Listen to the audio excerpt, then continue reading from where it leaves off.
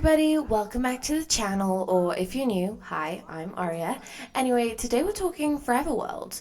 I used to be the absolute worst at this. I'd spend like a really long time making my sim, and then I'd build them their house, and I'd work really hard, and then I'd play them for like maybe a week. Like, I wasn't the type to quit after a day, but then I'd never think of them again and I'd open a new save file. It was a problem. It was a problem. Honestly, between my newest Struck by Love Legacy and my Meet Ashley Robbins Legacy or Let's Play, I actually sticking to the same world and I'm obsessed. So I figured out a few things that actually made me stop being a save file hoarder. So if you're struggling to stay attached to your Sims, this is for you. Let's yap. So tip number one, the no CC building rule. Okay, this one's probably not my most important tip, but I think it definitely helps with stress levels.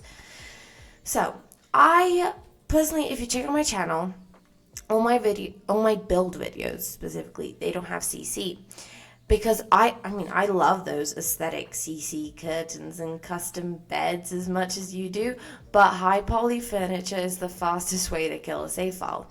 Think about it, the more generations you play, the heavier the file gets. Like, we all have laggy forever worlds.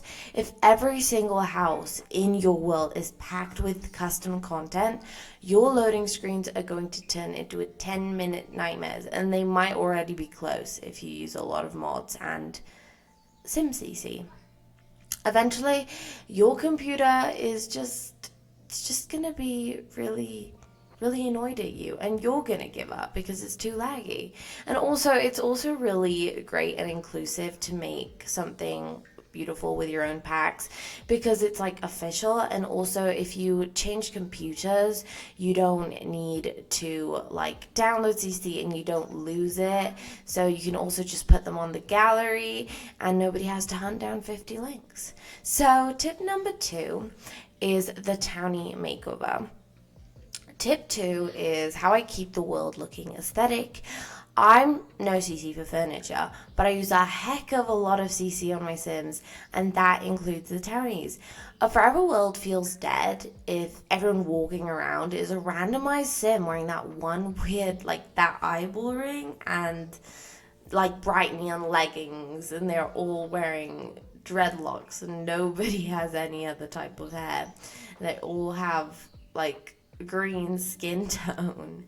It ruins the immersion for me. So I do a glow up. I used to do, like, I was like, no, when I stop playing the game, there can't be any randomized townies. But no, that is just so much work. Don't put that pressure on yourself. But if you see a randomized townie, you give them a makeover. That's what I always do.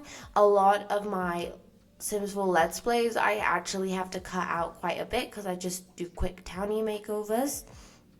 So yeah, and I give them real personalities and outfits that fit the vibe. When the goths or the land grabs look like actual characters, they stop being NPCs and start feeling like characters. And for example, the other day I saw Bella Goth and I had given her a makeover, and I was like, oh, she looks so good today. And I just feel like that says everything.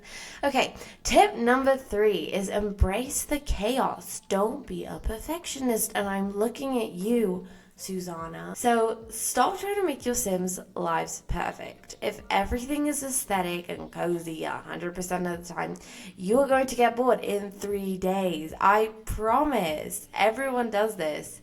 Or they maybe not bored, but stressed out. The reason I'm so invested in my Struck by Love Legacy, which you should totally check out, is because her life is kind of a mess.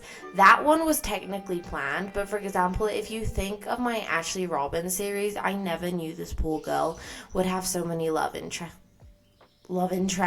I don't know why my voice just broke, not voice. Okay.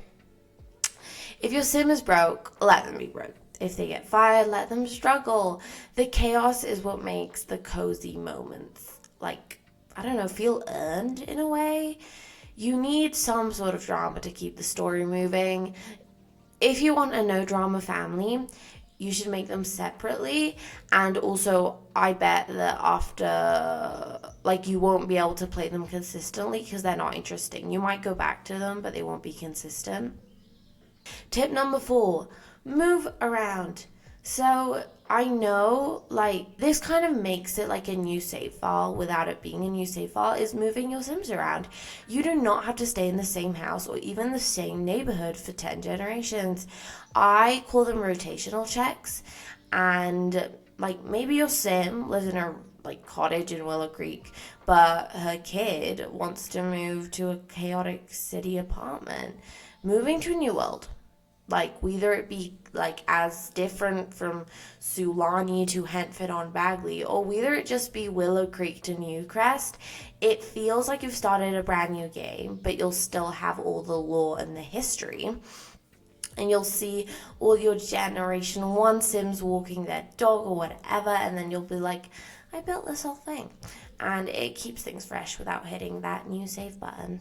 Okay, now this, I feel like this is what this video sets us apart, because this is something I like I think so much, and it's so important. Okay, it's called the power through. Most important, and nobody talks about this. I don't think I've heard anyone talk about it. People might think it's a bad idea, but you have to push through the start. Sims are like people. Sometimes you meet a new Sim and you're obsessed, but other times it's like a slow burn. You move them in and you're just not feeling it. Most people quit, right? But don't do it. I had a Sim once, actually, specifically Miss Ashley Robbins. I liked her traits and stuff, but I wasn't vibing with her story, and I almost deleted her. But I forced myself to stay. I played through the boring weeks, like, just regular gameplay. And eventually she became familiar, and familiarity is what creates love in The Sims. Once they have a history, like either a townie they hate or a best friend, they become top tier. If you're bored, take a week off, play another game, but come back to the same save. Power through the slump. Okay, so so this is like a little bonus tip. It's not like a main tip, but my last little bonus tip is just to share the story. Honestly, this community has the Yapping Corner Discord link in the description, and it just changed the game for me. I can just go there and put my Sim screenshots in, and it makes me so much more excited to play. If it's just you sitting alone, it's easy to get bored, but when it's a community story, it's very fun. So if you haven't joined the Discord yet, the link is in the description. Come talk to us and show me your Forever World Sims, and let's keep each other motivated not to hit the new save button. Anyway, those are my tips. Let me know in the comments, who is that one Sim you almost gave up on but ended up loving. I'm off to go record some more videos now, but don't forget to like and subscribe if you enjoyed this. Stay cozy, embrace your random Sims, and I'll see you in the next one. Bye!